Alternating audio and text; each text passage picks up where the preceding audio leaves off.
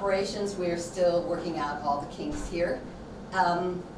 So the building, I think I did a talk at the group, so I think a lot of you probably know some of the history of how the building came to be in the state it is right now. But I'll go back and give a short one. 10 years ago, the building was slated for demolition. It was exactly 2 weeks away from being demolished. The village was going to tear it down because who would want a building like this? And they said it was unsafe, unsecure, on and on and on. And we said, no, it's not. We want the building. Everything else in Monee that was of any kind of historic nature, pretty much everything was already torn down. There was no Monee Historical Society at all. The closest we came was in 1974. We had our centennial celebration, and they got together some things for that, but that did not hold up. So we started the Save the Creamery movement. We thought the mayor gave us a 6-month stay of execution before the demolition went forward. He said, you know, other people have tried this. You're the 4th group that says they want to save it, so go ahead, you know. And I really do think he was just fobbing us off and didn't expect anything. But as time went on, we kept it in the forefront of the memory of the town. Things went our way one time and another. We've been through 4 administrations where we really did our best to try to work with the village, try to figure out what we could do and what would be of benefit to the town. As you can see, it's a very small building, and we want, from the beginning we thought, you know, it really can't just be a museum as such. We need it to be a living, breathing heart of the community, because there really is no other living, breathing heart of the community. Monee is a bit fragmented because the kids go to Christi High School, they go to Peatone to the library, so there hasn't been for many, many years, since the beginning of the last century, an actual town center. So we thought this would be a good use of it. Not just for things that have happened in the past for Monee, but things that are happening now and going forward. So we're trying to involve other community groups besides just historical folks, and to make this space as versatile and usable as we can. Right now we have book clubs, we have a scrapbooking club. A teenager came in a couple weeks ago and he said, wow, the basement would be phenomenal to play, you know, games like Dungeons and Dragons and stuff. So give me a plan, put it together, we'll see what we can do, because that is the kind of thing we want to do. We want to make sure that the youth of the community is getting invested and involved. As I know, every historical society faces the same kind of issues of kind of aging out of the vision and aging out of the dream, and none of us is going to be here forever, and we're cognizant of that, so we really, really are trying to get younger folks involved. We have a YouTube channel now, we have a Facebook page, we have a website, and all of those things are vehicles where we're trying to get kids involved. The reason we scheduled our Heritage Day, which is the one day a month that we're open at the moment, to today was because it is Kids Day, and we were hoping that we'd get some folks from the community to come in and take a look and see what we're all about. So the restoration of the building. We started trying to save money. We started with pancake breakfast because we are a very pick-up kind of a group with not a lot of skills, just the desire. And you have to sell, let me tell you, you have to sell an awful lot of pancakes to raise the kind of money to restore this building the way it was. It's also not our building, it belongs to the village. As you can see, it's right in the middle of the park complex, so that was both a challenge, and in the end we turned it to a benefit. Once it's being saved, and we looked into could it be moved, it can't. And so now the village has this that can be an asset, and they have the free labor of the Historical Society for 10 years trying to save it and keep it going forward. So about 3 years ago, the village had a bit of a windfall in taxes, and they called me in and said, you know what, we would like to fund the remainder of the restoration. We would like to do it. We already had our blueprints. Andy Partek is a local architect from Manhattan. Some of you know him. And he has a heart for history, and we put together the blueprints for it. So when they said that, we were ready to roll. And within 6 months, we had a bid. We had several bids. One came in within the budget. And we started the restoration, which took about 2 years.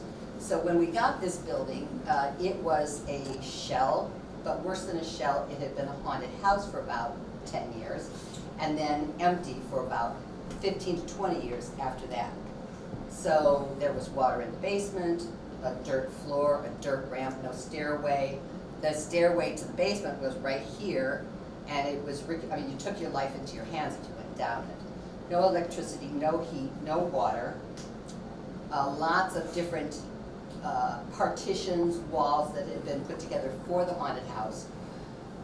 Raccoons in the attic, and squirrels in the basement, holes and birds everywhere. We had a beehive. You can see the remainder of the beehive up on the top of the roof there. So what we wanted to do from the start was to restore it, but we knew that there was no possibility of restoring it to the condition it had been in. First of all, we didn't know exactly what that was because the building was built in 1873, but by 1900, technology and life had moved on. A creamery was no longer a viable proposition. It was sold as a private home. Through the better part of the 20th century, it was a private home until the fire department bought it in 1950 and just used it basically for storage and for the bad guy. They had the entire area. We always had our annual picnics and carnivals here, and so there was nothing in it. So it needed everything. But we decided we didn't want to put in any walls because it's a small space. We wanted to restore what we could and keep what we could, and then make the rest more of a modern kind of a vibe, more of a loft, Chicago kind of edgy, trendy thing. So that's what we hope we've achieved, and we'd like to let you look around. There's also the upstairs, which we could not save a lot, but it's a lovely space now, and we're using that more as meeting space, library space. There was an extra bathroom unit on the back, which I'll be happy to show you as well, that we could either have torn down because it wasn't original, or we could try to incorporate that and use it for storage. And that's what we decided to do. It was cinder block. It is now limestone that pretty well matches the building.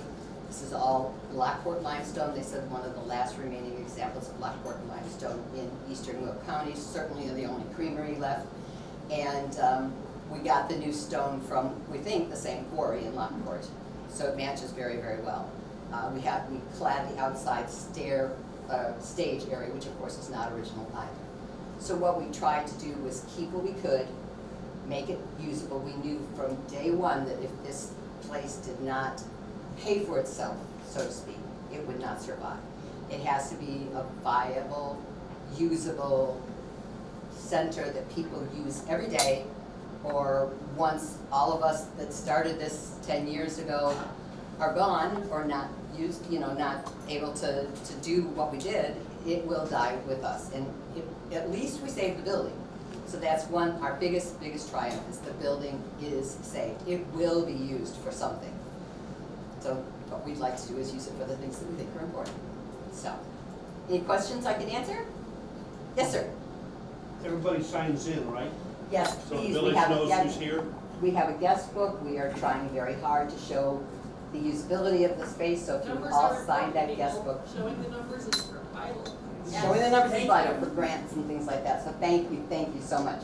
This is David Holston. He was our first president back in 2011.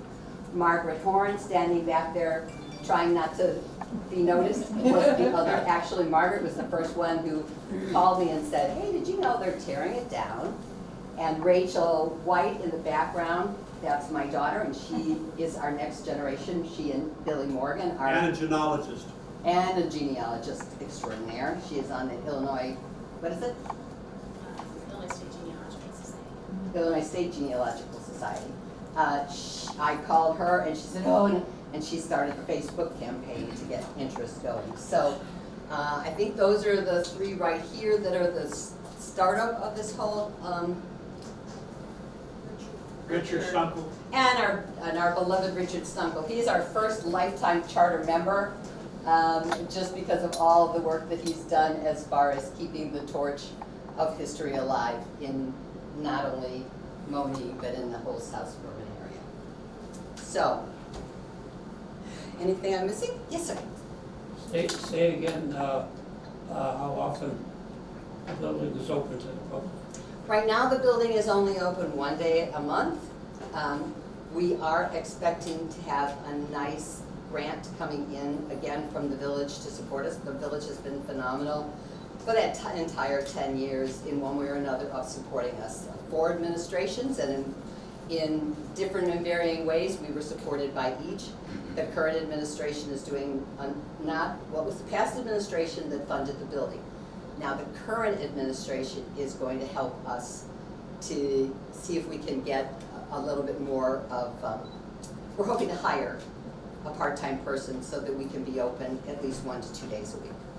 Do you have special events like book studies and? We do. I'm glad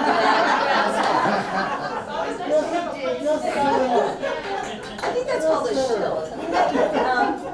But yes, right now we have a book study groups a couple of times a week. We're trying to work with the library at Peatone. So you are open more than once a month? Yes. This is Diana, back here in the back in the orange shirt. Diana is the director of our Parks and Recreation Department. She has been a phenomenal support. She let us store all of our stuff for 10 years in her area. And now that we're open, we're working hand in hand with what they do for the rest of and what we do here. So we're trying to make that a great partnership that everybody can come right to the center and use it, every agent. Did I answer the questions? Hi everyone, we really miss having her over, having everybody and all of their stuff over in our building. It was actually in my physical office, which is hard to explain to anyone. Because a lot of people don't realize what's next door. It actually has an upper level. Everybody just thinks we have a whole room. So upstairs where my office is at, otherwise I'm sitting in the kitchen next to a refrigerator. So when Christine and her group would come up and work on stuff, or I actually helped carry that organ from somebody's car. I actually was carrying pipe by pipe. I'm like, what are we building? And I thought they were logs, and she's like, it's pipes from an organ. So it's great to see all of the stuff being displayed and appreciated. I mean, I appreciated being in my office, but nobody was in there but me and these guys. So to see everything being displayed and used. I also was the one that took all the pictures throughout the construction of this building because it wasn't safe for a lot of people. So I came in when it was being demoed, and I would send the pictures over to Christi, like here's what it looks like now. And as it got closer to where they could come in and actually be in here, it was great to watch this building be transformed into what you see now. It's very interesting. Also, I learned a lot from Christine and everybody at the Historical Society, a lot more about Monee than you can ever imagine. Allison, who's outside, when she would have her meetings next door, Allison would look forward to it because she loves history. She would, pick it all up. And she'd be like, no, I learned about this time. And it was just very knowledgeable and great to listen to. And we do miss having them over there. But like she said, we are partnering up and doing a lot of events and help exposure to this wonderful organization. So like when we have Kids Day or Poochapalooza or other events, open it up and let people come in. We have a crowd, why not let them come in and see what it looks like? To learn about this building, not just about the stuff that's around, but the building itself is amazing. If you get the chance to really read all of that there is about this building, it's mind-blowing.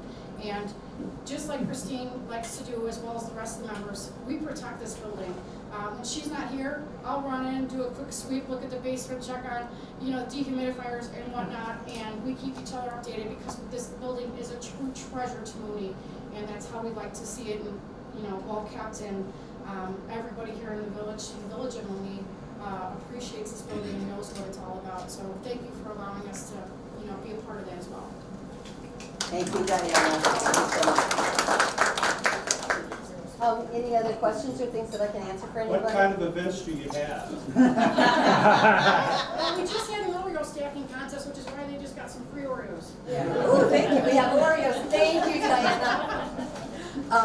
Well, one of our stalwarts through these last 10 years, we did programming next door to keep the dream alive when we couldn't get in the building, when we didn't have anything to do here. Your very own Larry McClellan has spoken for us 3 or 4 times, I think, through the years about the Underground Railroad and the named streets, and then we'll advertise that and have a nice crowd. Larry always brings a crowd. And we've done We've done an antiques roadshow for folks. We did the history of Princess Monee, who was she really? That was Art Bourgeois from Governor State presented that one. Rachel and I presented how to do German genealogy, because we take a genealogy trip once a year, and that year we had gone to Germany, so we gave a presentation on that. The history of Monee. Richard Stunkel, again, has done 2 or 3. We have a oral history program that we've been doing where we've interviewed, that's taken a little bit of a hiatus as we got this open, but now Billy Morgan is going to pick that up. He has worked on the Abraham Lincoln Library and their oral history series, so we'll be picking up on that again as well. Those are the only ones that come to mind. Oh, and we had an archaeological dig in Monee. You can see that one on YouTube. We found a small cemetery, brought it to the village's attention, contracted with a company of scholars out of Springfield and what needed to be done, so they came and did a presentation on what they did, what they found, how they found it. Those kind of things. So anything to do with history or Monee or anything, if it's of an interest to the community, we will present. Anybody else have questions? Sir? Come on, I can set her up again. Yes, ma'am. Do you have pictures of the way the inside, when it was a functioning creamery, do you have any idea what it looked like? We do not have a thing. We don't even know the date. Except for the milk bottles upstairs with Monee Creamery. Yes, we have artifacts, the Monee Creamery milk bottles. But that's as close as we come, and the physical evidence of what it looked like when we first got it. However, you have to take into consideration that people lived in the building for over 50 years and done whatever because it was their house. And all we can do is go back to creameries of that time. But you never know. I mean, things pop up all the time. We found folks that had grown up here in the 40s and 50s. They're still living in Florida. So we talked to her and got a lot of information about what it was like at that time. The others is just physical records from old newspapers. We have a phenomenal treasure trove of newspapers that we have just received. There's about 200 of them, and they're the Monee Review newspaper. Physical copies of it. This was a newspaper that was here from the 1880s until the 1920s. After that, the Monee Monitor took over. We have copies of the Monee Monitor back to its inception. But these Monee Reviews are very, you can imagine, a 150-year-old newspaper that's been folded into quarters for a century. And they're all in this little FedEx box, like 60 of them are like this. But we have it now. We wanted to scan them, digitize them, put them out for everybody to read. We can't do that until we get hooked up with a service, a technology, a project from a university, somebody to do it, because you basically, have one shot at getting it, and after that, you have dust, kind of. So we have just received that archive in the last couple of months. We got the first ones 2 years ago, and they've been sitting in a box, but he's been slowly sending us boxes from California, and now I believe we have everything that he has. So hopefully once we get to those, there's going to be more references to the creamery in one. That's what I live in hopes of, that we'll still find more and find pictures of it back in the day. The earliest picture we have of it is the man who bought it in 1900, standing in front of it with his wife. And you see a corner, and that's what it got. So. Anything else? Yes, sir. What year was the village incorporated? The village was incorporated in 1874. Is there a book that tells about that?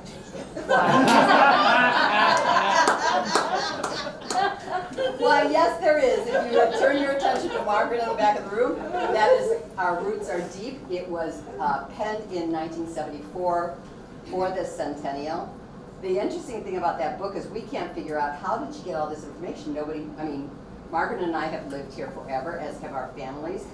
We didn't hear some of these anecdotal stories. Well, the way is because Muriel, who wrote the book, was best friends with Leona, whose father was the editor of that newspaper. So she had access to stories that you know, we're lost to time. So there is a lot of information. Until we get those stories, please buy a book, $35, which is just a teeny bit over our cost, and it's a reprint of that 1974 book. When we have more volunteers and we're open more, we are going to do a sequel because our sesquicentennial will be coming up in 2024. We'd like to have that for that. Are you pointing to someone who might like to help? So please, if you you know, have an extra $35, take a copy home with you. Yes, sir. Just wanted to mention another one of the interesting things in Monee is this restaurant, a Polish restaurant up at the corner, and Governor's Highway and this street right at Governor's Highway. And there's some rumor that some of us may end up going there for lunch about 12:15 or so on. So if, you know, kind of talk to each other, and we might end up leaving a few other dollars in Monee because of this. It's really good food. It's really good, yeah. Very It's good. a new restaurant. And the restaurant's been there forever as one incarnation or another. Yeah, that's true, that's true. Yes, ma'am. Hi.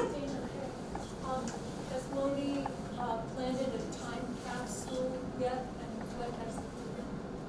There is a time capsule, it's over at Village Hall. We have not put anything, it's been there for a while, so we never even thought of a time capsule. But there's one over at St. Paul's Church here in town that was planted in 1914. When we opened it, it was all in German. Wow. We had to have it interpreted, but we added to it and put it back in. So what did the church? They listed, one of the interesting things that I remember, excuse me, Ronald, that I remember is that they listed all the people who donated to the church when they built it. And if your name was listed regardless, and how much money you gave. Wow. And if you gave 0, that's what it said. I want to see that, I want to see what my grandparents were. So when was the church built? the first church was built in 1858, somewhere around there. And Rachel will know. On the cemetery. Rachel, is she here? The second church was built in 1960. That information is here. You can find out. It's in the book. It's in the book. So if you'd like to mill about, Margaret is going to be upstairs and we'll show you the upstairs. Rachel will be in the cellar and can show you the cellar. And I will bop around between them, and so everybody can see. I know you have a little bit of a time because you want to get to your lunch too. But that way everybody can kind of mill around and mose around and And ask sign in questions. before they leave. And Yeah, sign in you before you cannot leave. leave unless you sign in. So Yeah. if you come out of this Really door, important. you have to go Yeah. out. That's always been Or generation. Please, sign in. We should tell, because it's important for them to see the wide geographic spread. Yeah. Yes, thank you. And we have cookies. And we have, yes, make sure you load up on cookies before you have lunch. Thank you. Thank you. Thank you. Thank you all for coming. And thank you for all the work that you have done to keep the torch alive until we can get lit. That was pretty good. There you go. Well, getting